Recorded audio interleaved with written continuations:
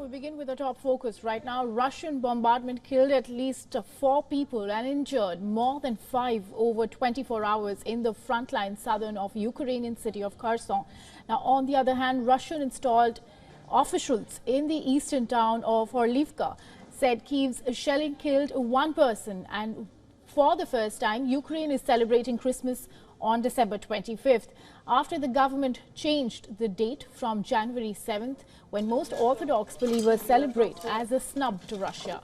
Now, Russian forces fired 71 shells at Kherson from Saturday to Sunday morning, and the regional governor said that Russians hit the city center, residential areas, medical and educational institutions, and critical infrastructure facilities.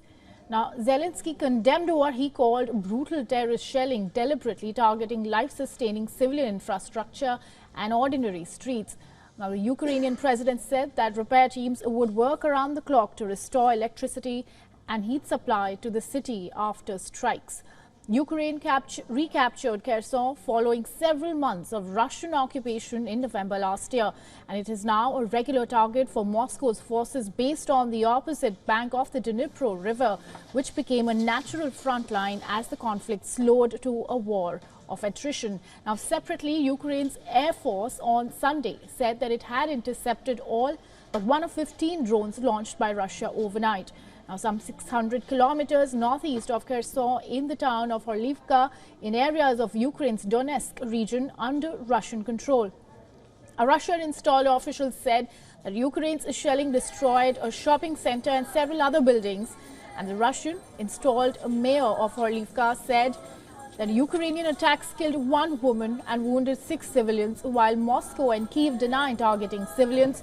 Both sides have carried out numerous strikes on each other's infrastructure, which is critical to their militaries.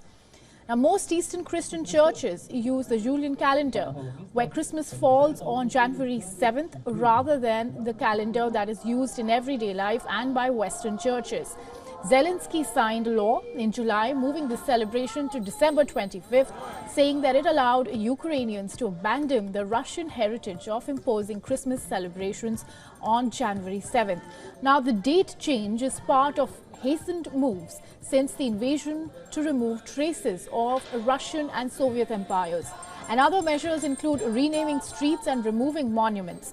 Now, the Orthodox Church of Ukraine formally broke away from the Russian Orthodox Church over Moscow's annexation of Crimea in 2014 and its support for separatists in eastern Ukraine.